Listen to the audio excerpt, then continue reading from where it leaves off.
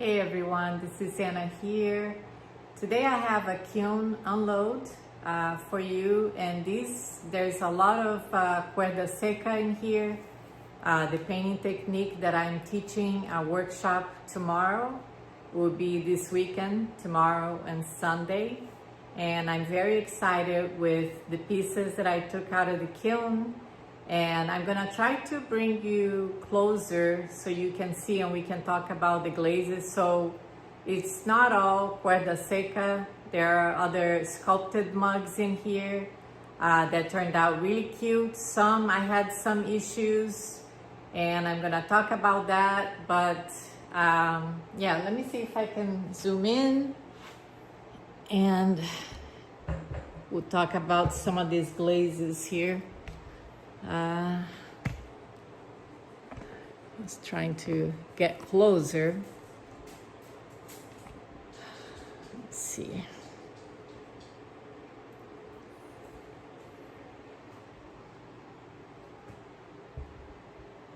You can tell me if you can see if the lighting is okay. Hi. I just had my electrician redo my lighting here in my studio, and he added, I had 4 of those LED lights and he added 4 more to be really bright, so hopefully the lighting here is okay. But anyways, we'll get started. Hi Carice. So let's get started, and I just want to talk a little bit about the glazes. Like I said, not all in here is Cuerda Seca, but the pieces that I do have that I made for the class, that they will be more like examples for the class and for people to get inspired with some of these pieces that we're going to be making tomorrow, and we'll talk about it. So this is a combination of sculpted, let me see. It always confuses when the screen is mirroring. So let me, anyways, these are I made these a while back. I don't know if it was about a month ago that I made these cute little birds, and I wasn't too sure on how I was going to paint. Oh, the lighting is good. Thank you. Not blowing out the objects. Yeah. Yeah, I didn't know if I needed an extra light here. Right now I just have the ones on the ceiling, so that seemed to be okay. So anyways, I finally decided on what to do. Sometimes you have a piece and you don't know quite how you're going to paint it. So because I was doing a lot of Cuerda Seca pieces, I decided to do Cuerda Seca, but instead of using the oil that I'm using, I decided on using the I don't know if I use either the Sharpie or the wax resist. So I've been experimenting using wax resist, which gives you the same feel for Cuerda Seca, except that the lines disappear. They burn out during the firing. So you're left with the color of the clay as your lines. So anyways, that's what I did here. Everything that is Cuerda Seca was done with stroke and coat. So I decided to just paint these all around. One of my favorites is this blue. It's called Blue Yonder. It's a very pretty blue. So it looks very bright and cheery, kind of summer. And because the birds are so colorful also, I decided to just paint the inside. I actually used snow, Amaco snow, and you can see, I don't know if I can capture here, but the clay has the specks. It's actually a reclaimed clay. It's a mixture of white clay and speckled brown clay. So anyways, I used snow, but I think it turned out really cute. These birds, I just found out, they're called Eurasian blue-tit bird. They're very cute. They have the real bright feathers, the yellow, kind of like a chartreuse yellow on the chest, and then they have the turquoise blue with green, so they're very colorful. So I love that, which is the same bird as this one here that I painted on these spoon rests. So this one came out really cute too. So I don't know if you can see, the lines are blue on this one, and I used the Sharpie, oil-based Sharpie. Good idea. I was looking at colorless wax sticks, basically crayon. Have you ever used something like that for a resist? No, I never used that. Wax sticks. I don't think I've ever seen that. I know they have now the, when I was looking to buy the wax resist, which I use the Mako, but I'm pretty sure other wax resist works the same way. It's all a matter of how thick you want your wax resist to be. Like I bought one that was very watery, and so to apply that with the bottle applicator wasn't that good. So I went back to my Mako wax resist. And you can add a little bit of food coloring, very little, just to change the color, so you know when you're painting, you know where you're painting, because they become clear. But when I was looking for that, I did see some pens that has wax resist in it, so almost look like a marker. So I don't know if that's what you're talking about, or if that's the wax sticks that you're saying. But so for this technique, what I do is I paint the whole thing with underglaze. So you can choose whatever underglaze you pick. Let me see, I saw it in a painting or acrylic area in the Hobby Lobby. Yeah, I haven't seen, I have to check it out to see, because I'm always experimenting with different things to see how it works, you know. But the good thing about either wax resist or a Sharpie oil pen, the good thing is that you can paint with underglaze. So if you want your lines to be blue or green or whatever color, you paint the whole piece with that color, you bisfire, and then you draw your picture. So let's see if I can get closer. So that's why you see that blue color as my line work. So when I was doing, everything looked black, because the Sharpie that I like to use is the black Sharpie, because that doesn't leave any residue color. Some other colors leave some like a yellowish residue behind. So yeah, you're thinking about trying that. Let me know if it works, because like I said, I like trying different things and see what works the best. So this is a great technique for if you want to do your lines a different color, just putting like a underglaze. And the same thing that I did here, and this piece kind of stole my heart. I just fell in love with the Flamingo. I mean, look at him with the feathers. And I think I used Melancholy, because Melancholy has that coral tones to it. Let me go a little back so you can see. I use Melancholy and Pink to have the kind of like a variation in color. And then I use some white on his head here for a feather, and he brightened it up the top of his head. So it gave like a real nice, almost like highlights, you know, on his feathers. And that's the effect that I was going for.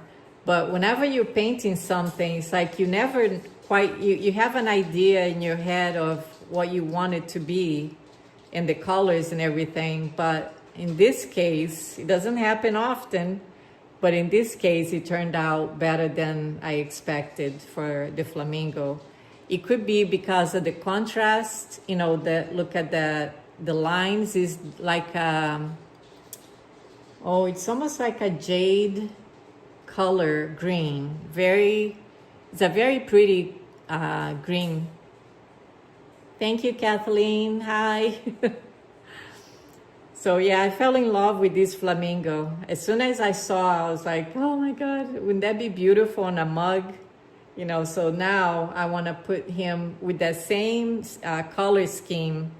I wanted to make something else with, you know, using that blue. The blue is Blue Yonder, Melancholy, and I think I used the Pinkaboo in the middle for the highlights, and then some white. And on the feathers, let me see if I can get a little closer. You see the detail. It's very pretty. Hi, Barbara. Hi, Kathleen. Yeah, I need to do more flamingos. I love them. Then this was another coaster that we're gonna do. Barbara knows, she has taken my workshop.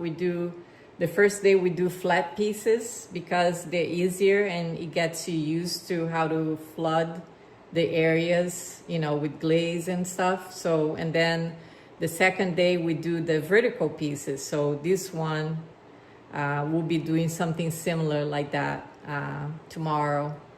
But I really like how this one turned out as well. So this one I use wax resist.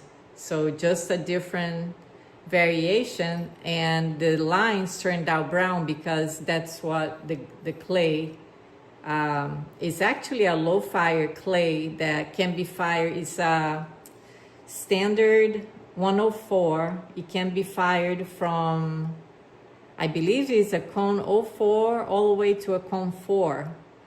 So hi Misty. Hey, all the people who took my class are here. Oh, you love the flamingo. Yeah, I do too. That one, I think it was one of my favorite pieces here. So, but this one came out nice too. You can see how the glazes on a dark clay change color a little bit. So they become a little darker, but it's still very bright, you know, very bright colors. So I like how this one turned out. And I've been experimenting with this clay just because it's almost like a terracotta clay that can be fired all the way to a cone 4. So I like that. And it has some grog on it, so it's good for tile, you know, to make tile pieces or spoon rests like this one. It's the same clay. So I just used my Blue Heaven as the light blue, and then the Pinkaboo for the flower with some yellow. And I think the green that I like the most on stroke and coat are the green. The darker green is the Leaping Lizard, and then Limelight is the lighter green. So those are the two, my favorite. I like to contrast the two for leaves. I have a lot of other greens too, like Jaded. Those are pretty too. Jaded, Blue Isle has more of a blue tint to it, but I do like these two. Another thing we'll be making is a fish, and this is new. So that came out really cute. So what I did here, this is a more simplified design. You can really do any design you want. So what I do is I give people the pieces like this. Is a trivet to put, you know, hot plates, and then it's up to each person to do whatever design. It doesn't have to be lines, it can be anything. But I got this idea from Pinterest. I saw some fish that had the lines, and I thought it came out really cute. And what I did to make the polka dots turn really bright white is I used designer liner on top of stroke and coat. And you can see how it stands out. So I have tried using just white cottontail stroke and coat. And it doesn't show as bright as the designer liner, which is designer liner are underglazes. So by using that over the stroke and coat, it stays brighter. And if you use the stroke and coat white, it would become almost like a little bit more blended in with the color. So that's why I used that. So it turned out nice. And this is all using the new oil that I've been using now, the polymerized linseed oil is my latest oil that I'm using. And this is all different colors. I think it's dandelion, orange appeal, and candy apple red, you know, all stroke and coat. Now this one, it has a lot more detail because I tried blending all the colors. So going from a darker to a lighter color, same thing here. I teach how to blend in the colors by mixing. Wherever they meet, you mix in with a little brush the colors, and it gives that effect, almost like an ombre effect. But what happened to this fish, which is something interesting, is the same clay, is a B-mix with grog. This one I fired at a lower, at cone 5, never warped or anything, came out really flat. This one I fired a little bit hotter because, not because I had set the temperature hotter, but because I had more pieces in the kiln. So when the kiln is full, it tends to get hotter than if it is kind of empty, it doesn't get as hot. So anyways, it turned out that it went hotter than I wanted to. I always recommend people not to go over a cone 5. So this one went in hotter, and you can see what happens. The glaze start to move a little more. So even though they're stable glazes, they move. So here they ran a little bit into each other. Here it was fine. But besides that, what happened, the first time I fired, I had to refire this because it warped. Even though it was the same clay, it warped. And then the second time I fired, it became flat again. Isn't that something? That just surprised the heck out of me, because I was doing an experiment. I was like, well, it warped. I have nothing to lose, because if it warped, I couldn't use that as a trivet, because, you know, it was kind of like this, concave, almost like a bowl it became. So then the second firing, it just flattened it out. So, but anyways, the only bad thing that happened was that it ran a little bit, but still, I think I like it. And if anybody does something like this and it warps, you can also use it as like to hang it on the wall, you know. If you can't use it to put like hot plates, if it is too wobbly, you can put it hanging. I think it would still be pretty. Hi, Angela. Thank you. So was that it for Cuerda? I have one more piece that is Cuerda Seca. This one, I just painted just a band using Cuerda Seca technique. And this was like a last minute decision. I wasn't sure how I wanted to paint, and then I decided to do the Cuerda Seca. So it has, I didn't put clear glaze on the bird. It's all underglazes. Then I used underglaze for here, but I did the polka dots with stroke and coat. So the polka dots are like shiny. I don't know if you can see. And then I did Cuerda Seca here, and then a band of underglaze. So this is matte, this is shiny matte, and the same underglaze is also under here. So my lines are green, the same color as this, or it's like a teal aqua color. And then my latest glaze that I'm in love is the Western Ultra Turquoise. I mean, look at this glaze. The only bad thing with this glaze is that it's finicky. It runs. So it got a little thick here at the bottom. But other than that, it runs, and it doesn't like to, I'm still testing it out with other glazes. So, hey Wendy, it's finicky with other glazes, so you have to be careful. You have to test a lot to see what plays well with this ultra turquoise. But by itself is beautiful, and it runs too. So I wouldn't mind using just this glaze alone on a piece. But you're gonna see that my other mugs, I use these quite a bit. Let me see. Oh, hi, Jane. Oh, that's okay. You see after after I finish the beginning. Let me see what Wendy said. Thank you, Wendy. Yeah, so all these other pieces, like this one, I used the new polymerized linseed oil for the black lines, is what I've been using now. And it works great. But then on this case, it's just a variation that I've been using.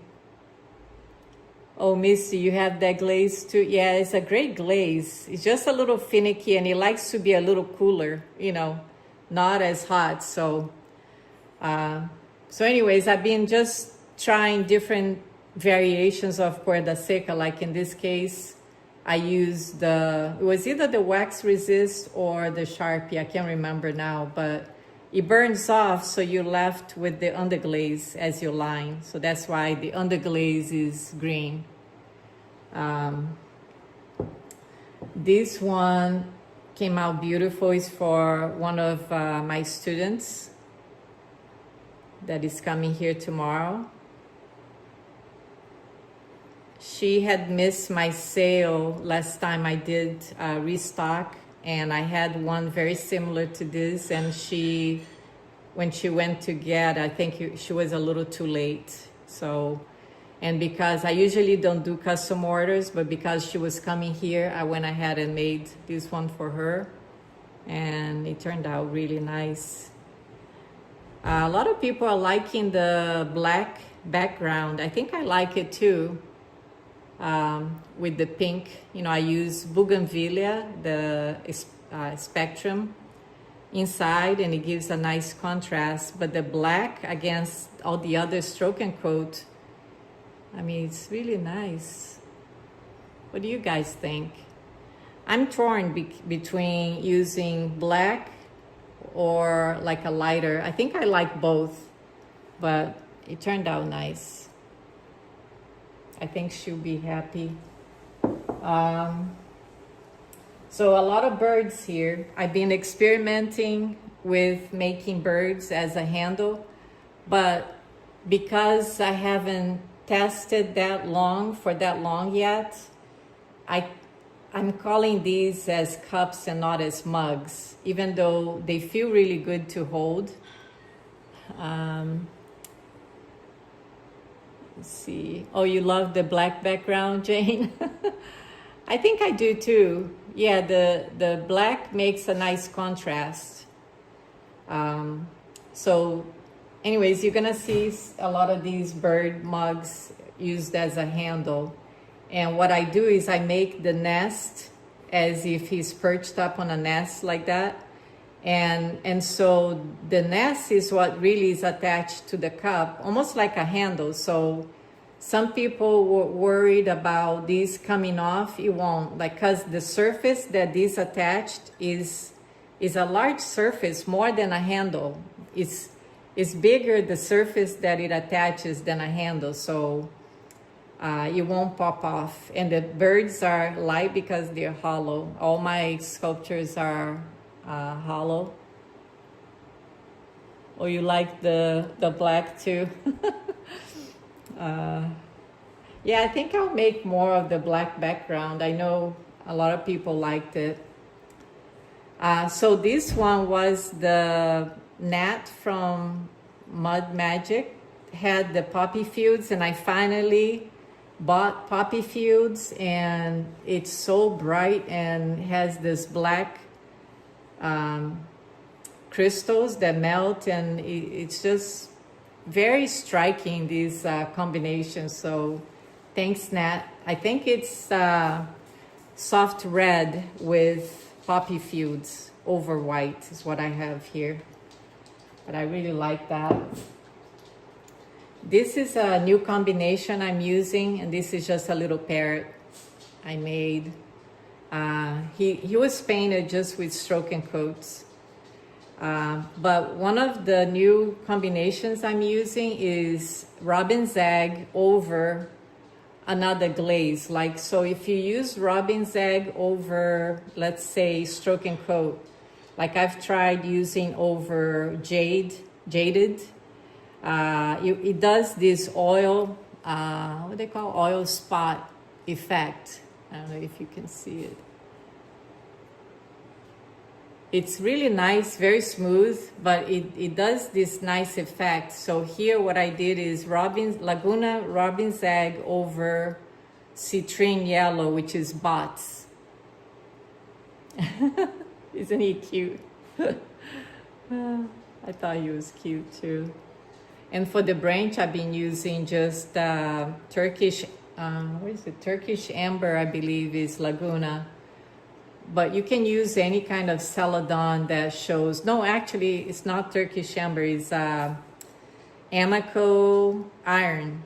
But Turkish Amber is very similar. It's a celadon that shows texture, you know, so that would work too, because I carved the branch. But yeah, this combination I'll be using more with the Robin's Egg over another color, just to get that oil spot. This one came out cute out of my bird mugs that I made. I made some that just had a little bird on the top, almost can be as a thumb rest.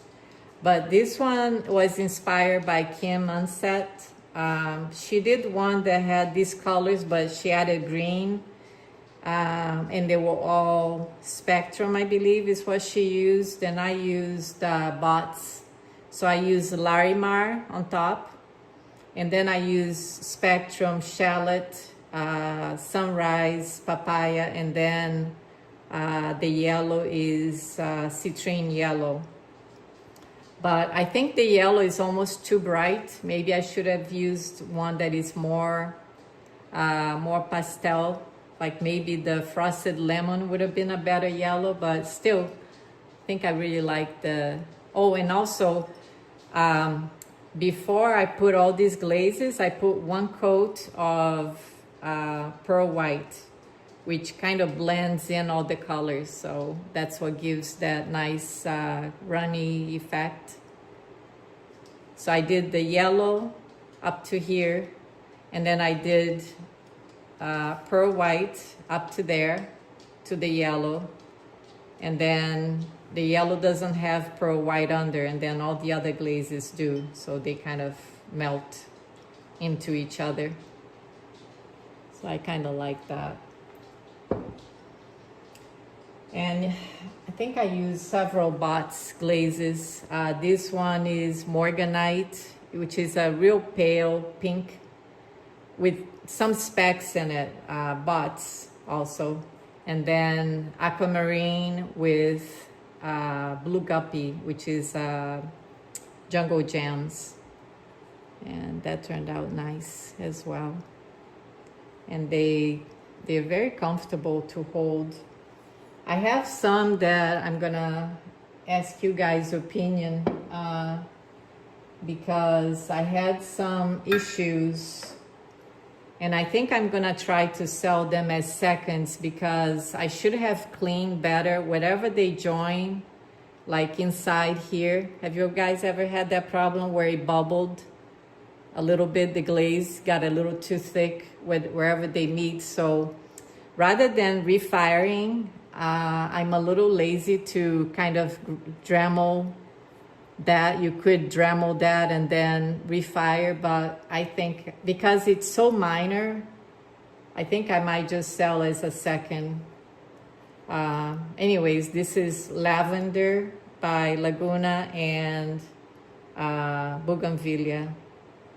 Was it Bougainvillea and, sorry, Bougainvillea and Soft Red, so it's a little lighter. But yeah, I was a little bummed about these little holes. They're almost like pinholes. Same thing with this one. This one is Nat's, again, her combination with Soft Red and Poppy Fields. And then here it got a little bit of bubbling right there. I don't know if you can see it on the video, probably not.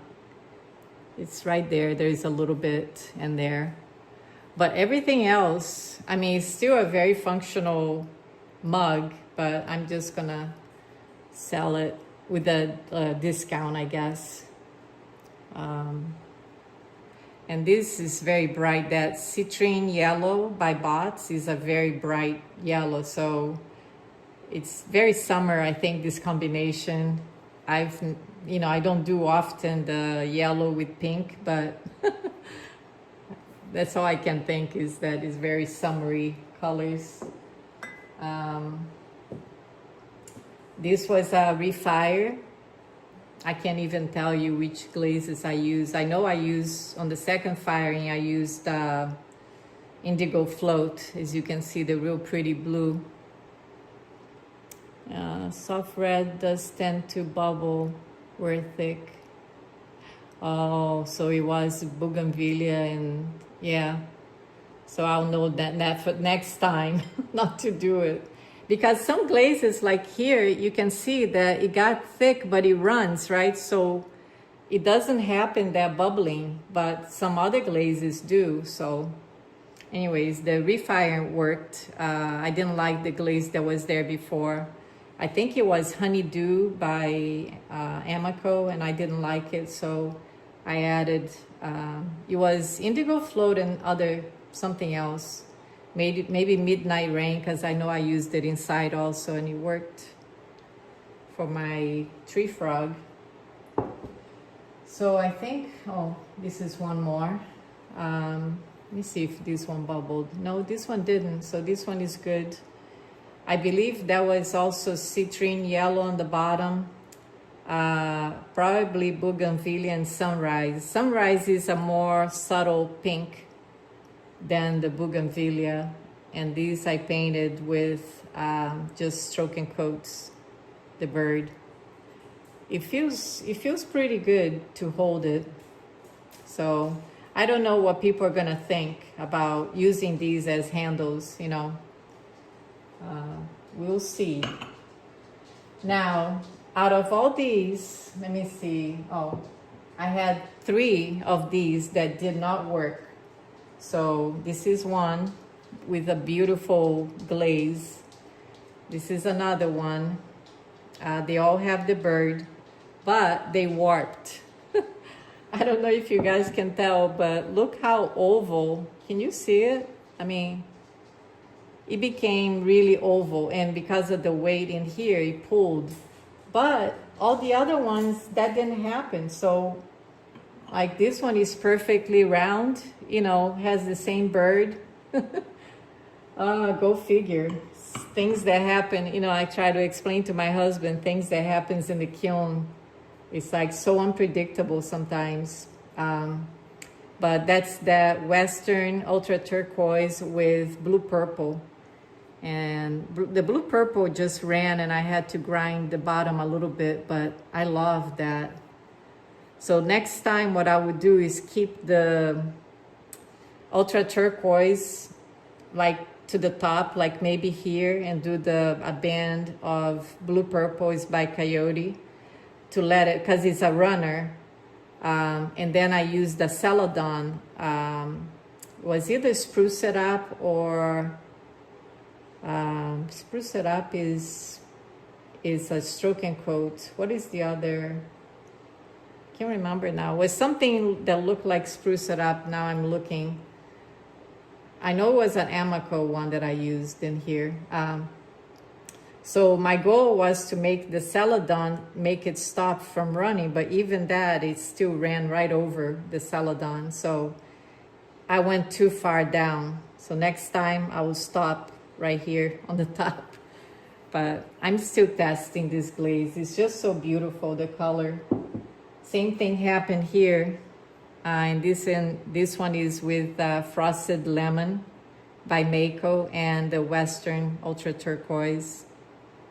This one is not as bad, the warping, you know, that became oval. Sometimes when it is just a little bit, I don't discount, you know, but when it's a lot, I do discount.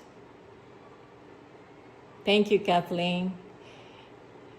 Yeah, a lot of times, like when I work with porcelain, because porcelain is so notorious for that to happen, to go out of roundness on the rim, that I think it's more common than using a stoneware for porcelain to warp.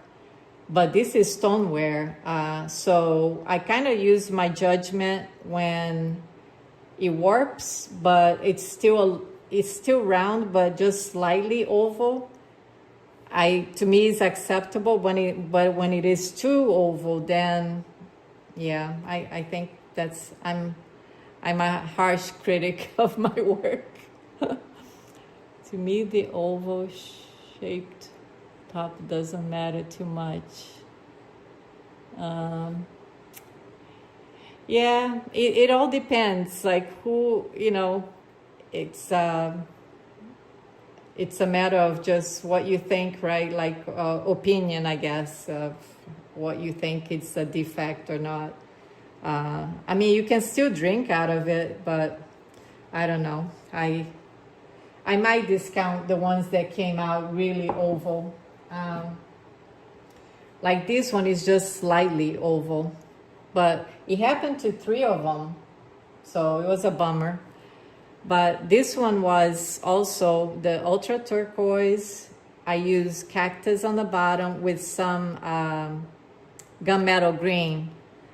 And I really like this right here. Let me see if I can capture that. Oh, I hate this camera. I have it with the mirror, so I'm a little,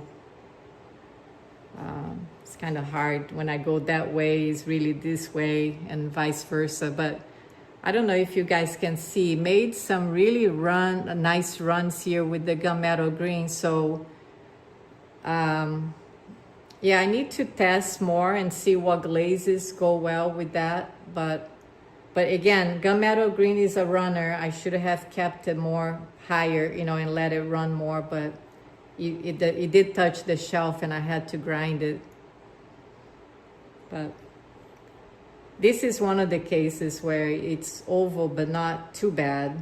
So this one I think will be okay. And then last but not least, this the story on this mug. We're harsh critics of our own work. I know, I am horrible.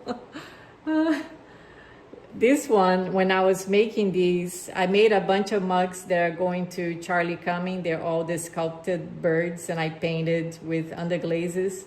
When I was making it, for some reason, I guess it was just one of those senior moments. I told my husband the bird was supposed to have been flipped to this side. So if you're holding the mug like this, all you're seeing is the back of the bird. You see what I mean? I mean, it's still okay, but he's really cute. But in order to see the bird, you have to rotate the mug like that. And then another thing that happened, everything turned out, you know, nothing warped or anything here. But what happened was it bubbled, the glaze bubbled on this side here. It didn't happen here, this is where you would drink from, but it happened on the back. So this is gonna be a second, but it's either that or I'm gonna keep this one for myself because I love the glaze on it. anyways, this is it for now, and I'm really tired. I was preparing for the class tomorrow, and I really didn't get much sleep last night. So let me bring you guys higher here. Thank you. So yeah, I woke up at, I think it was like 2:30 or 3 o'clock and couldn't go back to sleep. So I'm really tired today. I'm gonna go back to bed early. And everything has been prepared. Let me see if I can turn you guys around just to show you a little bit of, hold on.